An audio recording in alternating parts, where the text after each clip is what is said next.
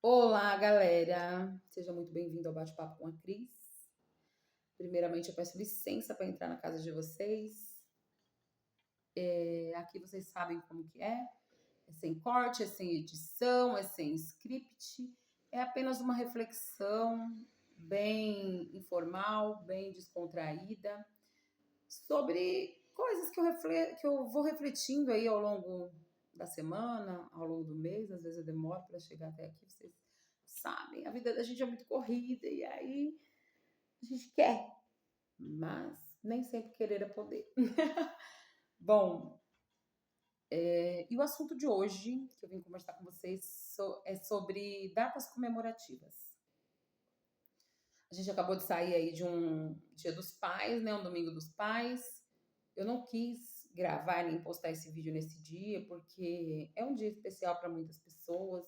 As pessoas estão mostrando aí seus papais na internet, seus filhos e fazendo suas homenagens. Então, algumas reflexões assim dá uma quebrada, né, nessa nostalgia, nesse sentimento, né, que se cria em volta de algumas datas. É, mas, assim como essas datas traz felicidades para uns, para outros não traz tanta felicidade assim, né?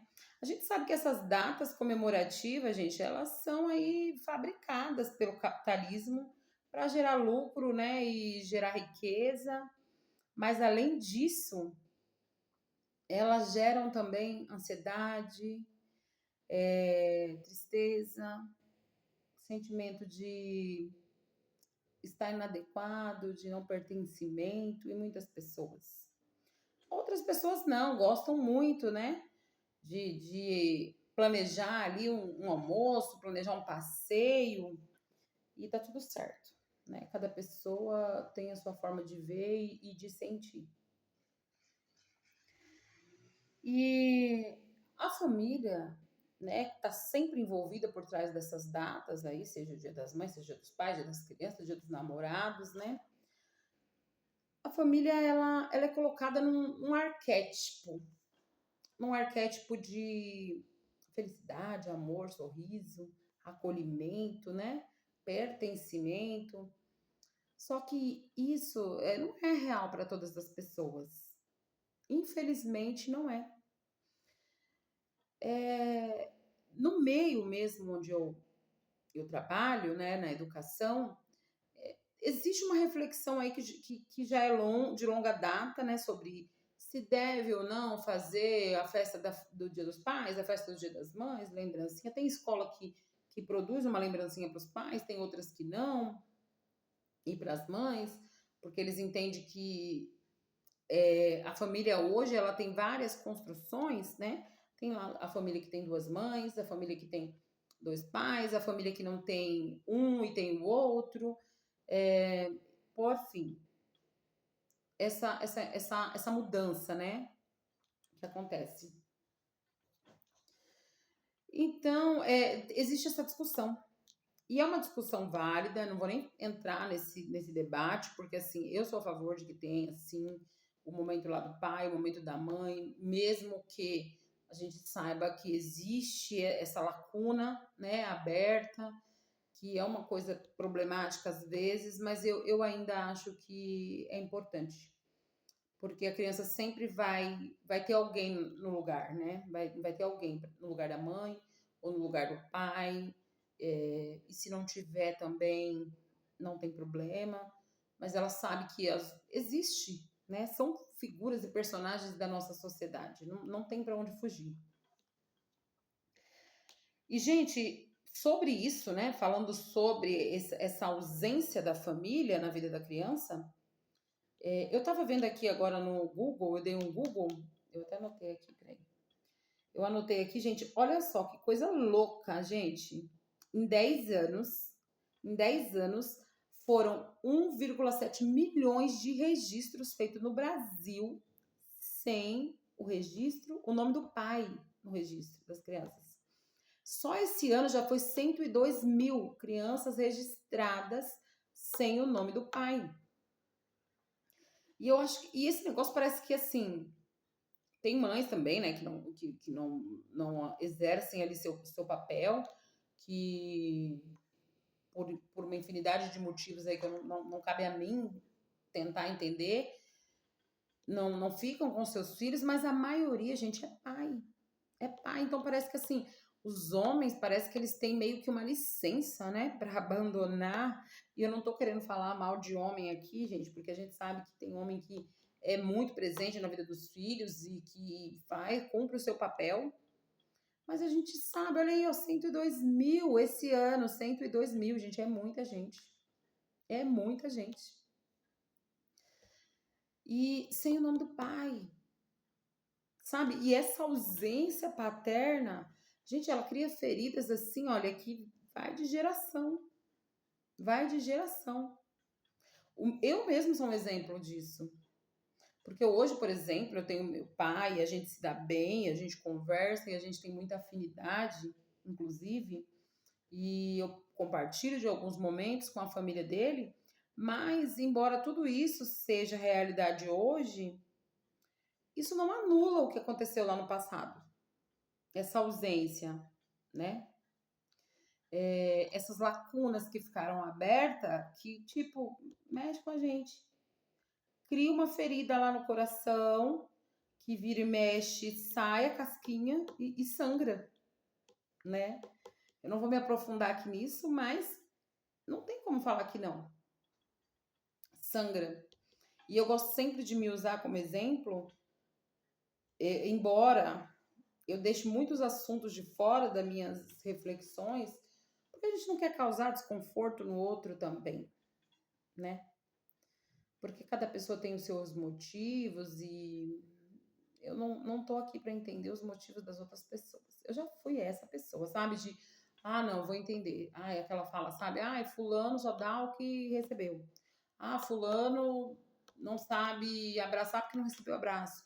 Fulano... Não, gente, eu não aguento mais essa desculpa, sabe? Fulano não faz porque não quer. Porque hoje, olha, 2026, a gente tem YouTube, tem terapia, tem um monte de coisa, tem igrejas, embora eu não frequente nenhuma religião, como todo mundo já sabe, já fui crente, não sou mais, graças a Deus. A gente sabe que eles fazem um trabalho com esse negócio de cura de ferida. Então, tipo assim, hoje em dia, se você quiser mudar, você consegue. Ninguém é condenado a ser o que sempre foi. Essa frase não é minha, é do Lair Ribeiro, peguei emprestada dele.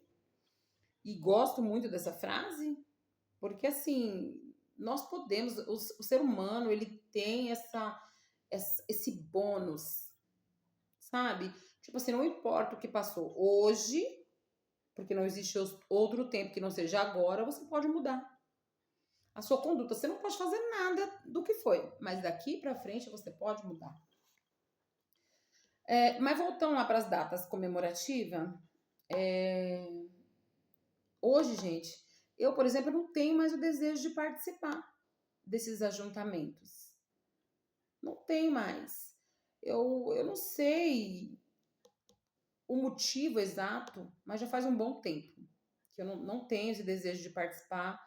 Eu faço ainda Natal, a gente faz a ceia, se reúne, porque assim eu não acho justo a minha falta de vontade impactar na visão que a minha filha vai ter de Natal, que a minha neta vai ter. Então eu ainda faço, sabe? Com maior capricho, com maior amor. Eu não sei esse ano como vai ser, porque vai ser o primeiro ano sem o meu esposo.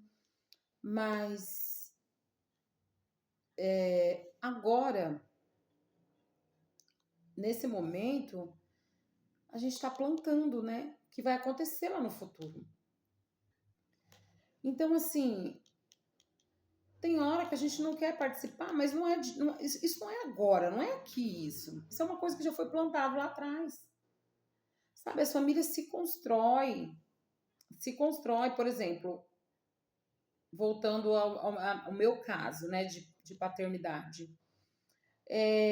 Por mais que eu me dê bem com a família do meu pai, eu não tenho como chegar lá agora hoje, assim, e ficar como se eu sempre tivesse feito parte daquele núcleo. Porque as pessoas não me conhecem. Elas conhecem uma faceta da minha personalidade, sabe? E provavelmente a faceta que elas conhecem é a que vocês conhecem. Você entendeu? Não é igual a minha família daqui, que conhecem as minhas qualidades e os meus defeitos, que sabe, né, quem que eu sou no dia a dia, na hora que eu levanto da cama, no dia que eu tô bem, no dia que eu não tô bem. E, assim, é claro que tem famílias que são maravilhosas, gente. Tem famílias, assim, que, ó, coraçãozinho. Modelo de comercial de margarina. Tem, gente. Tem famílias que são muito amorosas, muito carinhosas. E eu fico feliz por isso. Já foi o desejo do meu coração ter uma família assim. E eu quis e eu tentei, viu, gente? Eu tentei unir minha família, fiz célula aqui na minha casa, já fiz culto. Ai, me dedicava a fazer esses almoços e tudo. Mas hoje eu não tenho mais vontade. Hoje eu não tenho mais vontade. Eu acho que a maturidade, ela meio que desobriga a gente de performar, sabe? Tipo assim, de estar performando autenticidade, de estar performando, eu sou uma filha boa, eu sou uma boa esposa. Não, a maturidade parece que ela vai tirando esse papel, sabe? Eu tô adorando. Eu, particularmente, estou amando essa maturidade, a idade que eu tenho hoje, a forma como eu penso. É claro que eu acredito que eu vou mudar muito ainda meu pensamento, porque a gente vai se observando, a gente vai vendo o que faz sentido, o que não faz sentido, né? Mas assim, o que eu queria falar mesmo nesse vídeo, gente, é para que a gente tenha intencionalidade nas nossas ações, sabe? Que assim, tudo que a gente for fazer hoje, porque não existe outro tempo que não seja agora, eu vou ser redundante com isso, eu vou falar bastante sobre isso. Tudo que a gente está fazendo hoje vai ser o futuro. Hoje, lá na onde eu trabalho, hoje foi parada pedagógica. E a gente estava falando justamente sobre isso, sobre meio ambiente, sobre ensinar para as crianças as coisas, né? Cuidar do meio ambiente. E assim, a gente falou sobre que tem que ser pequenos passos. Que às vezes a gente não vê ali na hora, a gente não vai ver. Mas vai ver, os nossos filhos vão ver, os filhos dos nossos filhos vão ver. Então não é pra gente, né?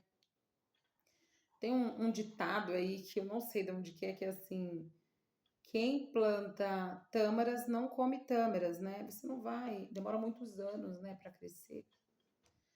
Só que por isso a gente vai deixar de plantar? Não. Sabe, eu quero, o dia que eu partir daqui, eu quero saber que eu deixei boas pessoas aqui. A gente fala muito em, que mundo que a gente vai deixar para os nossos filhos. Mas e que filhos que a gente está deixando para esse mundo, gente?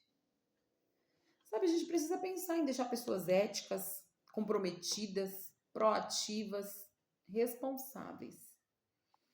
Responsabilidade é uma palavra que está ecoando muito na minha mente esses dias. E essa palavra cabe aí nessa situação desses 102 mil crianças que estão sem registro, sem o nome do pai. Cadê a responsabilidade dessas pessoas? Então eu acho que a gente tem que começar a ensinar responsabilidade. Sabe, você é responsável. Não adianta você colocar na mão dos outros aquilo que só você pode resolver, né? Então, assim, o que eu quero pensar hoje com vocês é isso. Vamos começar a pensar no resultado das nossas ações. Para chegar lá no futuro, eu lá velhinha, se Deus me permitir, com 80 anos de idade, fala, nossa, meus filhos não vêm me visitar. Meus filhos não vêm me ver. Não passam um domingo comigo. Por quê? Será que eu plantei? Será que eu fiquei domingo com eles? Será que eu ensinei eles a fazer um ajuntamento? Será que eu incluí? Você entendeu? Não adianta cobrar lá na frente. Lá na frente não adianta cobrar. Às vezes, gente, As pessoas estão ali também, só que ainda assim estão ausentes.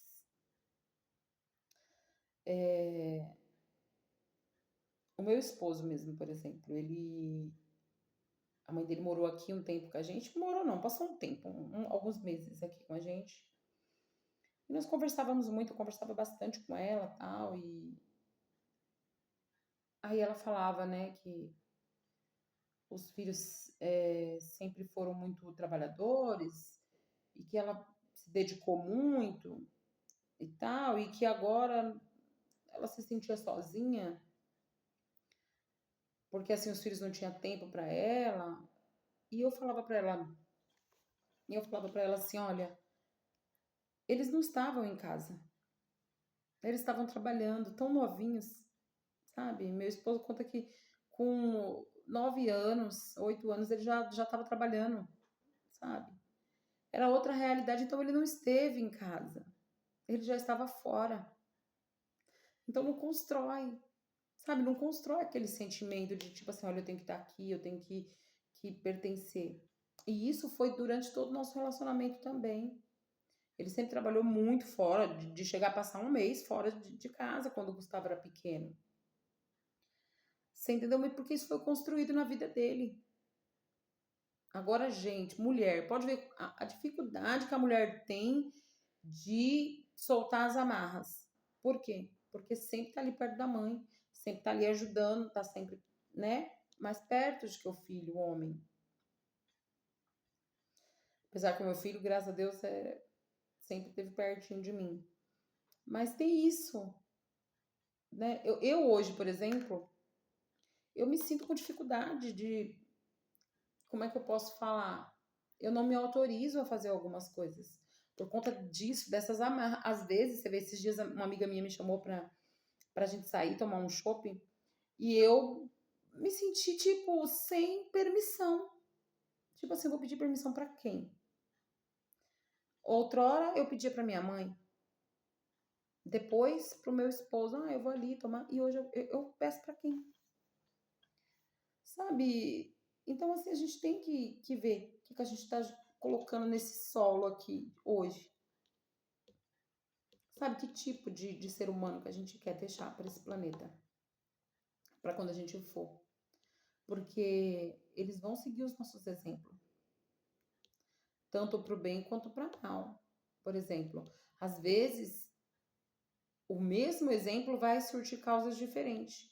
Tem aquele caso do cara que bebia muito, e aí um filho dele virou alcoólatra, e o outro odiava a bebida.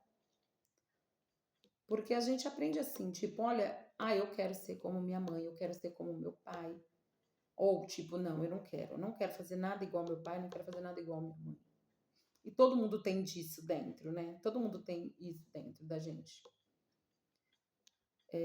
Tem coisas que a gente traz e a gente quer, e tem coisa que não. Fala, não, isso daqui comigo termina aqui.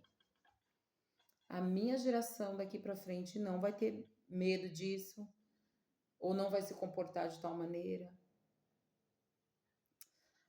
Gente, é isso que eu queria dizer pra vocês, sabe? Comemorem as suas datas, se isso fosse fazer sentido para vocês, se isso faz bem. Se não faz, não se sintam pressionados por uma coisa que a sociedade diz que você tem que fazer. Não, sabe? Não. Faz aquilo que você se sente bem de fazer. Aquilo que te traz paz, aquilo que te traz cura, sabe? Sempre respeitando as pessoas, sendo éticos. Sabe, escolhe a família, o modelo de família que você quer ter. Família não precisa ser necessariamente só sangue, do seu sangue. Pode ser os seus amigos, os seus irmãos de igreja, de comunidade, para fortalecer, né?